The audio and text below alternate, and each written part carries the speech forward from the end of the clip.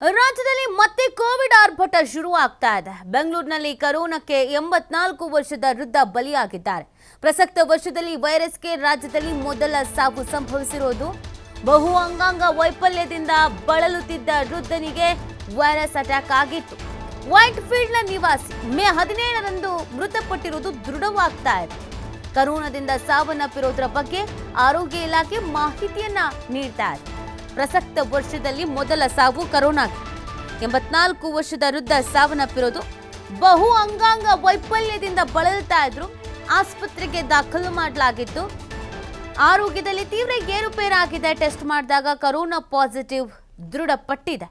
So ಈ ಹಿನ್ನೆಲೆಯಲ್ಲಿ treatment ಅನ್ನು ನೀಡಿದ್ದಾರೆ. ಬಟ್ ಟ್ರೀಟ್ಮೆಂಟ್ ಫಲಿಸಿಲ್ಲ, ಸಾವನ್ನಪ್ಪಿದ್ದಾರೆ. ರಾಜ್ಯದಲ್ಲಿ 38 ಮಂದಿಗೆ ಸೋಂಕು ಇರುವಂಥದ್ದು. ಇದುವರೆಗೂ ಸುಮಾರು 108 ಮಂದಿಗೆ ಕೋವಿಡ್ ಪರೀಕ್ಷೆನ ಮಾಡಲಾಗಿದೆ.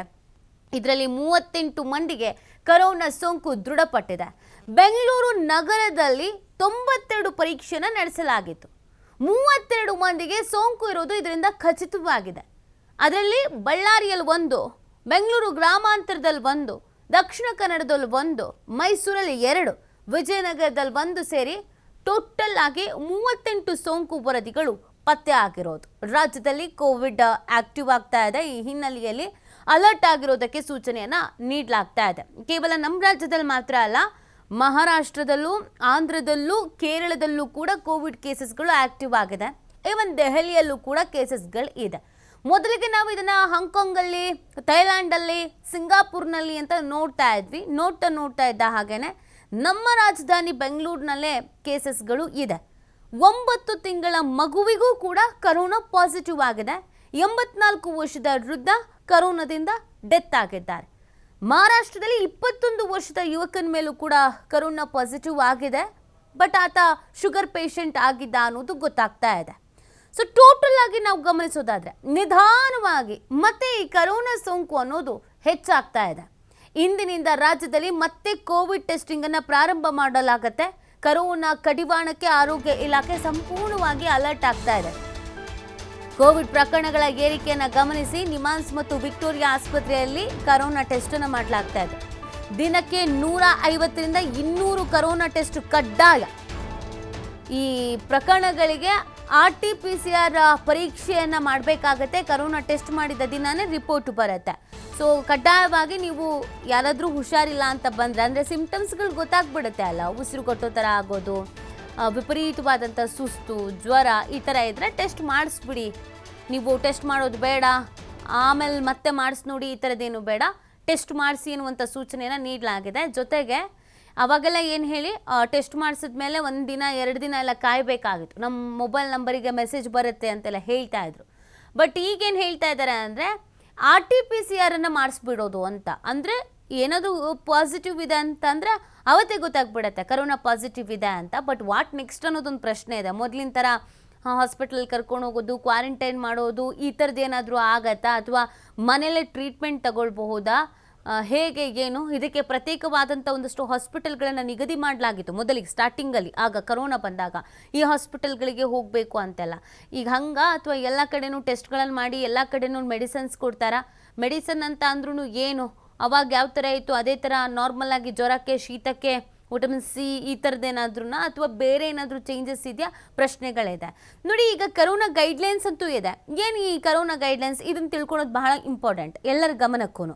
ಗರ್ಭಿಣಿಯರು, ಮಕ್ಕಳು ಮುಂಜಾಗ್ರತಾ ಕ್ರಮವನ್ನು ವಹಿಸೋದು ತುಂಬಾ ಸೂಕ್ತ. ಜನ ನಿಬಿಡ ಪ್ರದೇಶದಲ್ಲಿ ಓಡಾಡುವಾಗ ಮಾಸ್ಕನ್ನು ಕಡ್ಡಾಯವಾಗಿ ಧರಿಸೋದು ತುಂಬಾ ಒಳ್ಳೆಯದು. ಸ್ಯಾನಿಟೈಸು, ಸ್ವಚ್ಛತೆ ಬಗ್ಗೆ ಸಾರ್ವಜನಿಕರು ಹೆಚ್ಚಿನ ಗಮನವನ್ನು ಹರಿಸಬೇಕು. ಹಾಗೆಯೇ ಈ ಗುಣಲಕ್ಷಣ ಇರುವವರು, ಅಂದರೆ ಈ ಕೆಮ್ಮು, ಶೀತ, ಹಾಗೆಯೇ ಜ್ವರ ಈ ಥರದ್ದು ಏನಾದರೂ ಲಕ್ಷಣಗಳಿರುವವರು ಕೊರೋನಾ ಟೆಸ್ಟನ್ನು ಮಾಡಿಸಲೇಬೇಕು. ಮಕ್ಕಳು, ವೃದ್ಧರು ಹಾಗೂ ಆರೋಗ್ಯ ಸಮಸ್ಯೆ ಎದುರಿಸ್ತಿರುವವರು ಹೆಚ್ಚಿನ ಮುನ್ನೆಚ್ಚರಿಕೆಗಳನ್ನು ವಹಿಸ್ಕೊಳ್ಬೇಕು ಅನ್ನುವಂಥ ಸೂಚನೆಯನ್ನು ನೀಡಲಾಗಿದೆ. ಇದು ನಮ್ಮ ರಾಜ್ಯದ ಗೈಡ್ಲೈನ್ಸ್ ಆಗಿದೆ. ಇಲ್ಲಿ ಯಾರೂ ನೆಗ್ಲೆಕ್ಟ್ ಮಾಡಬೇಡಿ. ಪ್ರಮುಖವಾಗಿ ವಯಸ್ಸಾಗಿರೋರು, ಗರ್ಭಿಣಿಯರು, ಬಾಣಂತಿಯರು, ಆರೋಗ್ಯದ ಸಮಸ್ಯೆ ಇರೋರು, ಚಿಕ್ಕ ಮಕ್ಕಳು ಇರೋರು, ಇಮ್ಯುನಿಟಿ ಪವರ್ ಕಮ್ಮಿ ಇರೋರು, ಹಾರ್ಟ್ ಪೇಷಂಟ್ಸ್ಗಳು, ಅಸ್ತಮ ಇರೋರು, ಇವ್ರು ಯಾರೂ ನೆಗ್ಲೆಕ್ಟ್ ಮಾಡೋ ಹಾಗಿಲ್ಲ. ನಿಮ್ಗೇನಾದರೂ ಜ್ವರ ಕಾಣಿಸ್ಕೊಳ್ತು ಅಂತಂದರೆ ಇಮಿಡಿಯೇಟಾಗಿ ಹಾಸ್ಪಿಟಲ್ಗೆ ಹೋಗಿ ಟೆಸ್ಟ್ ಮಾಡಿಸಿ, ಏನಿದೆ ಅದಕ್ಕೆ ಟ್ರೀಟ್ಮೆಂಟನ್ನು ತೆಗೆದುಕೊಳ್ಳಿ. ಈ ಬಗ್ಗೆ ಮತ್ತಷ್ಟು ಮಾಹಿತಿಯನ್ನು ನೀಡ್ತಾರೆ ನಮ್ಮ ಪ್ರತಿನಿಧಿ ಗಣೇಶ್ ಲೈವ್ನಲ್ಲಿ ಜಾಯ್ನ್ ಆಗ್ತಿದ್ದಾರೆ ಡೆಸ್ಕ್ನಿಂದ. ಗಣೇಶ್, ಕರೋನಾ ಅಂದಿದ ತಕ್ಷಣ ಸಹಜವಾಗಿ ಎಲ್ಲರಲ್ಲೂ ಒಂದು ಆಘಾತ, ಆತಂಕ ಅಂತೂ ಇದ್ದೇ ಇರುತ್ತೆ. ಯಾಕಂದರೆ ಕಳೆದ ಬಾರಿ, ಆದರೆ ಹಿಂದಿನ ಬಾರಿ ಎಲ್ಲ ತುಂಬ ಜನನ ಕಳ್ಕೊಂಡಿದ್ದೀವಿ, ಸಾಕಷ್ಟು ನೋವನ್ನು ಅನುಭವಿಸಿದ್ದೀವಿ. ಬಟ್ ಈ ಬಾರಿ ಕರೋನಾ ಅಂತ ಅಂದಾಗ ಅಷ್ಟೇ ಎಫೆಕ್ಟಿವ್ ಆಗಿದೆಯಾ ಕರೋನಾ, ಅಥವಾ ಸೌಮ್ಯ ಸ್ವಭಾವದಲ್ಲಿದೆಯಾ? ಇದರ ಎಫೆಕ್ಟ್ ಹೇಗಿರುತ್ತೆ? ಗುಣಲಕ್ಷಣಗಳು ಸೇಮಾ, ಟ್ರೀಟ್ಮೆಂಟ್ ಸೇಮಾ? ಈ ಥರದ್ದು ಎಲ್ಲ ಪ್ರಶ್ನೆಗಳು ಇದೆ. ರಾಜ್ಯದಲ್ಲಿ ಕರೋನಾ ಎಷ್ಟು ಕೇಸಸ್ಗಳು ಆ್ಯಕ್ಟಿವ್ ಆಗಿದೆ, ಎಮರ್ಜೆನ್ಸಿ ಎಷ್ಟಿದೆ, ಜೊತೆಗೆ ಟ್ರೀಟ್ಮೆಂಟ್ ತೆಗೆದುಕೊಂಡು ಸಕ್ಸಸ್ ಆದವರು ಎಷ್ಟು ಜನ ಇದ್ದಾರೆ, ಗೈಡ್ಲೈನ್ಸ್ ಏನಿದೆ, ಟೋಟಲ್ ಆಗಿ ಮಾಹಿತಿ ನೋಡೋದಾದರೆ ಗಣೇಶ್. ನೀತಿ, ಮುಖ್ಯವಾಗಿ ರಾಜ್ಯದಲ್ಲಿ ಈಗ 38 ಕೇಸ್ಗಳು ಈಗ ಸಕ್ರಿಯವಾಗಿ ಇದೆ ಅನ್ನುವಂಥ ಮಾಹಿತಿ ಆರೋಗ್ಯ ಇಲಾಖೆ ನೀಡ್ತಾ ಇರೋದು. ನಿನ್ನೆ ಒಂದರಲ್ಲೇ 35 ಕೇಸ್ಗಳು, 5 ಕೇಸ್ಗಳು ಜಾಸ್ತಿ ಆಗಿರುವಂಥದ್ದು. ಈಗಾಗಲೇ ವೈಟ್ಫೀಲ್ಡ್ನ 84-85 ವರ್ಷದ ವೃದ್ಧೊಬ್ಬ ಕೊರೋನಾಗೆ ಬಲಿಯಾಗಿದ್ದ ಅನ್ನುವಂಥ ಮಾಹಿತಿ ಎಲ್ಲರಿಗೂ ಕೂಡ ತಿಳಿದಿರುವಂಥ ವಿಚಾರ. ಮುಖ್ಯವಾಗಿ ಈಗ ರಾಜ್ಯದ ಪ್ರಮುಖ ಜಿಲ್ಲೆಗಳು, ಅದರಲ್ಲೂ ಕೂಡ ಬೆಂಗಳೂರಿನಲ್ಲಿ ಸಾಕಷ್ಟು ಮಳೆಯಿಂದ ಅವಾಂತರ ಆಯಿತು, ಸಾಂಕ್ರಾಮಿಕ ರೋಗಗಳು ಸ್ಪ್ರೆಡ್ ಆಗ್ತಾ ಬಂತು. ಅದರ ಮಧ್ಯೆನೇ ಈಗ ಕೋವಿಡ್ನ ಆತಂಕ ಜಾಸ್ತಿ ಆಗ್ತಾ ಇರುವಂಥದ್ದು. ಈಗಾಗಲೇ ಕೋವಿಡ್ ಟೆಸ್ಟ್ ಅಂತಂದರೆ RT-PCR ಟೆಸ್ಟನ್ನು ಮಾಡಲಿಕ್ಕೆ ಈಗಾಗಲೇ ಸರ್ಕಾರ ಸೂಚನೆ ನೀಡಿರುವಂಥ ಹಿನ್ನೆಲೆಯಲ್ಲಿ ಟೆಕ್ನಿಕಲ್ ಕಮಿಟಿ ಟೀಮ್ ಏನಿದೆ ಈಗಾಗಲೇ ಸರ್ಕಾರಕ್ಕೆ ಸೂಚನೆಯನ್ನು ನೀಡಿರುವಂಥ ಹಿನ್ನೆಲೆಯಲ್ಲಿ ಇವತ್ತಿನಿಂದ COVID-19 ಟೆಸ್ಟ್ ಆಗುತ್ತೆ, RT-PCR ಟೆಸ್ಟ್ ಪ್ರಾರಂಭ ಆಗುತ್ತೆ. ಈಗಾಗಲೇ ವಿಕ್ಟೋರಿಯಾ ಆಸ್ಪತ್ರೆಯಲ್ಲಿ ಹಾಗೇನೆ ನಿಮಾನ್ಸ್ ಆಸ್ಪತ್ರೆಯಲ್ಲಿ ಈಗ ಟೆಸ್ಟ್ ಆರಂಭ ಆಗುವಂಥದ್ದು. ಅದರ ವರದಿ ಇವತ್ತೇ ಬರುವಂಥದ್ದು. ಅಂದರೆ ಸಾರಿ ಪ್ರಕರಣಗಳಿದ್ದಂತಹ ವ್ಯಕ್ತಿಗಳಿಗೆ ಕೋವಿಡ್ ಟೆಸ್ಟ್ ಮಾಡಲಿಕ್ಕೆ ಸರ್ಕಾರ, ಅದರಲ್ಲಿ ಆರೋಗ್ಯ ಇಲಾಖೆ ಸೂಚನೆಯನ್ನು ನೀಡಿರುವಂಥದ್ದು. ಒಂದು ಹಂತದಲ್ಲಿ ಅಂತಂದರೆ ಎಲ್ಲೋ ಒಂದು ರೀತಿಯಲ್ಲಿ ಜನರಲ್ಲಿ ಆತಂಕ ಇಲ್ಲ, ಆತಂಕ ಬೇಡ ಅನ್ನುವಂಥ ವಿಚಾರಗಳನ್ನು ಸರ್ಕಾರ ಪ್ರಸ್ತುತ ಪಡ್ತಾ ಇದ್ರು ಕೂಡ, ಆದರೆ ಕೋವಿಡ್ ಕೇಸ್ಗಳ ಸಂಖ್ಯೆ ಮಾತ್ರ ಏರ್ತಾನೆ ಇದೆ. ಸರಿಸುಮಾರು ಈಗ ಒಂದು 3-4 ದಿನಗಳಲ್ಲಿ ಪ್ರತಿದಿನ 5ರಿಂದ 8 ಕೇಸ್ಗಳು ಜಾಸ್ತಿ ಆಗ್ತಾ ಇರುವಂಥದ್ದು ಒಂದು ರೀತಿಯಲ್ಲಿ ಆತಂಕಕ್ಕೂ ಕೂಡ ಕಾರಣ ಆಗಿರುವಂಥದ್ದು. ಈಗಾಗಲೇ ನಾನು ಮೊದಲೇ ಹೇಳಿದಾಗೇನೆ ಬೆಂಗಳೂರಲ್ಲೂ ಕೂಡ ಬೇರೆ ಬೇರೆ ಕೆಮ್ಮು, ಜ್ವರ, ಶೀತದ ಪ್ರಕರಣಗಳು ಜಾಸ್ತಿ ಆಗ್ತಾ ಇದೆ, ಡೆಂಗ್ಯೂ ಜಾಸ್ತಿ ಆಗ್ತಾ ಇದೆ. ಅದ್ರ ಮಧ್ಯೆನೇ ಈಗ ಕೋವಿಡ್ಗೆ ಪಾಸಿಟಿವ್ ಬರ್ತಾ ಇರುವಂಥ, ಈಗ ರಾಜಾಜಿನಗರದಲ್ಲಿ ಬರ್ತಾ ಇದೆ, ಮಲ್ಲೇಶ್ವರಂನಲ್ಲಿ ಓರ್ವ ವ್ಯಕ್ತಿಗೆ ಬಂದಿದೆ. ಹಾಗೇನೆ ಬೆಂಗಳೂರಲ್ಲಿ ಸುಮಾರು 32 ಕೇಸ್ಗಳು ಈಗ ಬರ್ತಾ ಇರೋಂಥದ್ದು. ಅದು ಪಾಸಿಟಿವ್, ಕೋವಿಡ್ ಪಾಸಿಟಿವ್ ಆಕ್ಟಿವ್ ಕೇಸ್ಗಳಂತಾನೆ ಈಗ ಕನ್ಸಿಡರ್ ಮಾಡಲಾಗ್ತಾ ಇರೋಂಥದ್ದು. ಹಾಗಾಗಿ ಇನ್ನು ಇವತ್ತಿಂದ ಆರಂಭವಾದಂತಹ ಟೆಸ್ಟ್ ಏನಿರುತ್ತೆ, RT-PCR ಟೆಸ್ಟನ್ನು ಮಾಡಲಾಗುತ್ತೆ.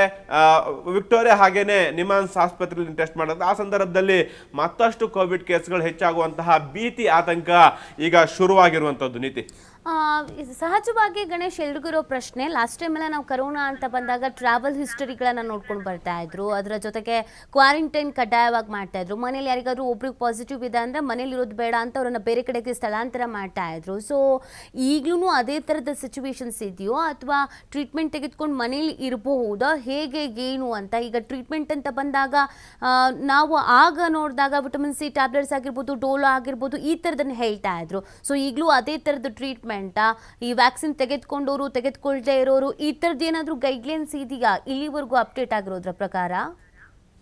ನೀತಿ, ಮುಖ್ಯವಾಗಿ ಟ್ರಾವೆಲ್ ಹಿಸ್ಟರಿ ಇಲ್ಲದೆ ಇರುವಂತಹ ಪ್ರಕರಣಗಳೇ ಜಾಸ್ತಿ ಆಗ್ತದೆ. ಅಂದರೆ ಒಂದು ವೆದರ್ಗೆ ಸಮಸ್ಯೆಯಾಗಿ ಬಂದಿರುವಂತಹ ಶೀತ, ಕೆಮ್ಮು, ಜ್ವರ ಆಗಿರ್ಬೋದು. ಇನ್ನು ಇದಕ್ಕಿಂತ ಮುಂಚಿತವಾಗಿ ಬೇರೆ, ಅಂದರೆ ಸಿಂಗಾಪುರ, ಮಲೇಷ್ಯಾ, ಆ ಥರದ ಒಂದಿಷ್ಟು ದೇಶಗಳಲ್ಲಿ ಕೋವಿಡ್ ಕಾಣಿಸ್ಕೊಂಡಿದೆ ಅನ್ನುವಂಥದ್ದಿತ್ತು. ಹಿಂದೆ ಹೈದರಾಬಾದ್ ಕೆಲವೊಂದು ಭಾಗಗಳಲ್ಲೂ ಕೂಡ ಅಲ್ಲಿಂದ ಬಂದಂತಹ ಟ್ರಾವೆಲ್ ಮಾಡಿದಂತಹ ವ್ಯಕ್ತಿಗಳಿಗೆ COVID-19 ಕಾಣಿಸ್ಕೊಂಡಿತ್ತು ಅನ್ನುವಂತಹ ವರದಿ ಹಿಂದೆ 3-4 ದಿನಗಳಿಂದ ಅಥವಾ ವಾರಗಳ ಹಿಂದೆ ಆಗಿತ್ತು. ಆದರೆ ಬೆಂಗಳೂರಿನಲ್ಲಿ ನಾವು ಪತ್ತೆ ಆದ ಸಂದರ್ಭದಲ್ಲಿ ಅದಕ್ಕೆ ಯಾವುದೇ ರೀತಿಯ ಟ್ರಾವೆಲ್ ಹಿಸ್ಟ್ರಿ ಕೂಡ ಇನ್ನೂ ಕೂಡ ಪತ್ತೆ ಆಗಿಲ್ಲ. ಮೇಲ್ನೋಟಕ್ಕೆ ಇದು ಸಾಂಕ್ರಾಮಿಕ ರೋಗದಿಂದ ಸ್ಪ್ರೆಡ್ ಆದಂಥದ್ದು ಅನ್ನುವಂಥದ್ದು ಕೂಡ ಈಗ ಡಿಸ್ಕಷನ್ ಅಲ್ಲಿ ಇದೆ, ಚರ್ಚೆಯಲ್ಲಿದೆ. ಯಾಕೆಂದ್ರೆ ತಾಂತ್ರಿಕ ಸಲಹಾ ಸಮಿತಿ ಕೂಡ, ರಾಜ್ಯ ನೇಮಿಸಿದಂತಹ ತಾಂತ್ರಿಕ ಸಲಹಾ ಸಮಿತಿ ಕೂಡ ಈ ಬಗ್ಗೆ ಸಂಪೂರ್ಣವಾದಂತಹ ಅಧ್ಯಯನವನ್ನ ಮಾಡ್ತಾ ಇದೆ. ಟ್ರಾವೆಲ್ ಹಿಸ್ಟ್ರಿ ಈಗ ಸಕ್ರಿಯವಾಗಿರುವಂತಹ, ಅಂದ್ರೆ ಕೋವಿಡ್ ಪಾಸಿಟಿವ್ ಇರುವಂತಹ ಕೇಸ್ಗಳ ಹಿಸ್ಟ್ರಿ ಅಂತಂದರೆ ಯಾವ ರೀತಿ ಅವರು ಎಲ್ಲೆಲ್ಲಿ ಹೋಗಿದ್ರು, ಪೂರ್ವಾಪರ ಹೆಂಗಿದ್ರು, ಎಲ್ಲಿಂದ ಬಂದಿದ್ದಾರೆ, ಯಾವ ದಿನಗಳಿಂದ ಅವರಿಗೆ ಒಂದು ಸಿಂಟಮ್ಸ್ಗಳಿತ್ತು ಅನ್ನೋದ್ರ ಬಗ್ಗೆ ಅಧ್ಯಯನವನ್ನು ನಡೆಸಲಾಗ್ತಾ ಇದೆ. ಹಾಗಾಗಿ ಸದ್ಯಕ್ಕೆ ಬಂದಿರುವಂತಹ ಮಾಹಿತಿ ಪ್ರಕಾರ ಬಹುತೇಕ ಪ್ರಕರಣಗಳಿಗೆ ಕೋವಿಡ್ ಪಾಸಿಟಿವ್ ಇದ್ದಂತಹ ಬಹುತೇಕ ಪ್ರಕರಣಗಳಿಗೆ ಯಾವುದೇ ಟ್ರಾವೆಲ್ ಹಿಸ್ಟ್ರಿ ಇಲ್ಲ. ಆದರೆ COVID-19 ಇರುವಂಥದ್ದು, ಪಾಸಿಟಿವ್ ಇರುವಂಥದ್ದನ್ನು ಆಸ್ಪತ್ರೆಯ ವೈದ್ಯರುಗಳು ದೃಢಪಡಿಸ್ತಾ ಇದ್ದಾರೆ. ಹಾಗಾಗಿ ಈಗ ಅವರನ್ನು ಕ್ವಾರಂಟೈನ್ ಮಾಡಬೇಕಾ ಅಥವಾ ಯಾವ್ಯಾವ ರೀತಿ ಪ್ರಿಕಾಷನ್ ಪ್ರಿಕಾಷನರಿ ಮೆಜರ್ಮೆಂಟ್ ತೆಗೆದುಕೊಳ್ಬೇಕು ಅನ್ನೋದ್ರ ಬಗ್ಗೆ ಇವತ್ತು ನಾಳೆ ಹಾಗೆ ಮತ್ತಷ್ಟು ಸಭೆಗಳು ಆರೋಗ್ಯ ಇಲಾಖೆಯಿಂದ ಕೂಡ ಆಗತ್ತೆ. ಹಾಗೇನೆ ಈಗ ತಾಂತ್ರಿಕ ಸಲಹಾ ಸಮಿತಿ ಕೂಡ ಸತತ ಸಭೆಗಳನ್ನ ಸರಣಿ ಸಭೆಗಳನ್ನು ಕೂಡ ಅವರು ಮಾಡಲಿದ್ದಾರೆ. ಈಗ ಪ್ರಾಥಮಿಕವಾಗಿ ಇವತ್ತಿಂದ ಕೇವಲ ಕೋವಿಡ್ ಟೆಸ್ಟ್ ಅಂದ್ರೆ RT-PCR ಟೆಸ್ಟ್ ಅನ್ನು ಆರಂಭ ಮಾಡಿದೆ ಸರ್ಕಾರ. ಅದಾದ ಬಳಿಕ ಅದರ ಒಂದು ಯಾವ ರೀತಿ ತಳಿ ಹೇಗಿದೆ, ಅದು ಈಗಾಗಲೇ ಸದ್ಯ ಸೌಮ್ಯ ಪ್ರಮಾಣದಲ್ಲಿ ಇದೆ ಅನ್ನುವಂತಹ ಮಾಹಿತಿಯನ್ನ ಆರೋಗ್ಯ ಇಲಾಖೆ ಹೇಳ್ತಾ ಇದ್ರು ಕೂಡ ಅದರ ಪ್ರಮಾಣ ಯಾವ ರೀತಿ ಇದೆ ಅನ್ನೋದ್ರ ಬಗ್ಗೆ ಸ್ವಲ್ಪ ಅಧ್ಯಯನವನ್ನು ಮಾಡಿ ನಾಳೆ ಅಥವಾ ನಾಡಿದ ನಂತರ ಇದು ಪ್ರಕರಣ ಜಾಸ್ತಿ ಆಗುವಂತ ಮುನ್ಸೂಚನೆ ಇದ್ರೆ ಅದಕ್ಕೆ ಗೈಡ್ಲೈನ್ಸ್ಗಳು ಬರುವಂತಹ ಸಾಧ್ಯತೆಗಳು ಕೂಡ ಇರುವಂತದ್ದು. ಆದ್ರೆ ಒಂದಿಷ್ಟು ವಿಚಾರಗಳಂತಂದ್ರೆ ಹೊರ ರಾಜ್ಯಗಳಿಂದ ಬಂದಂಥವ್ರು ಅಥವಾ ಇಲ್ಲಿಂದ ಹೊರಗಡೆ ಹೋಗ್ತಾ ಇರುವಂತವ್ರ ಸಂಖ್ಯೆಗಳಲ್ಲಿ ಜಾಸ್ತಿ ಆಗ್ತಾ ಇರುವಂತದ್ದು, ಹಾಗೇನೆ ಮಳೆ ಆಗಿರುವಂತ ಹಿನ್ನೆಲೆಯಲ್ಲಿ ಎಲ್ಲೋ ಒಂದು ರೀತಿಯಲ್ಲಿ ಇದು ಸ್ಪ್ರೆಡ್ ಆದಂತ ಸಂದರ್ಭದಲ್ಲೂ ಕೂಡ ಕೋವಿಡ್ ಪಾಸಿಟಿವ್ ಬಂದಿರಬಹುದು.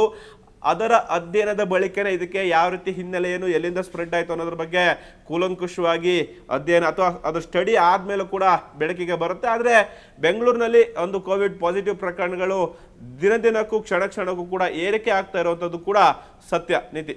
ಓಕೆ, ಥ್ಯಾಂಕ್ ಯು ಗಣೇಶ್, ತಮ್ಮೆಲ್ಲ ಡೀಟೇಲ್ಸ್ಗಾಗಿ.